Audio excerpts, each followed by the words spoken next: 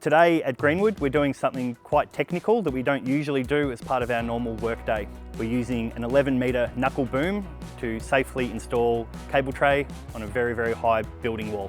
This is how we do it.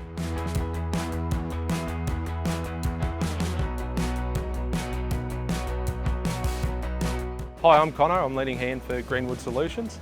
We've chosen this knuckle boom because we needed to go 13 metres horizontal and 13 metres vertically. Some of this site is heritage listed, so that scratches out a lot of locations for inverters, for PVDBs, for a lot of the componentry surrounding the system. And currently, where the boom lift is, we're trying to get our DC cabling back up into the plant room, as that's our chosen location for the inverter and PVDB. Chosen also an electric boom to be present on site for noise reduction. So we start our day with a daily pre-start. This covers the use of a special equipment. We get everybody's input into how they see the job, where they're comfortable with it, and any questions involved. And some really important information was brought up, and it was good feedback.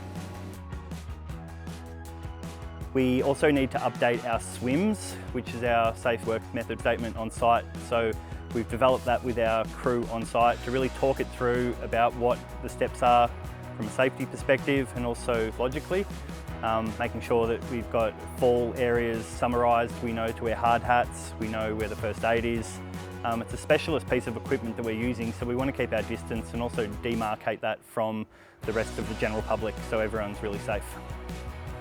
Normal EWP ticket is valid. You can work up to 11 metres. With this piece of equipment, we're working currently 13 metres off the ground, which means that we need a high-risk EWP licence to operate this machine. Joe's currently in the machine, licensed for this, and is doing a great job.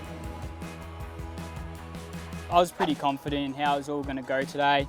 As you said, we revised the SWMS to make sure everyone was over exactly what was going on, and yeah, I felt pretty comfortable in exactly what we're going to be doing today. Quite a different day to what Greenwood are sort of used to. A lot of installs are quite conventional, where there's a way to access certain areas of the roof or the wall. This is a heritage listed building area, and we're faced with certain challenges to be able to get into positions to install the cable tray. What we've done is we've thought about it really logically with the team on site and also in our office to figure out what the best method is and the safest method to install the cable tray.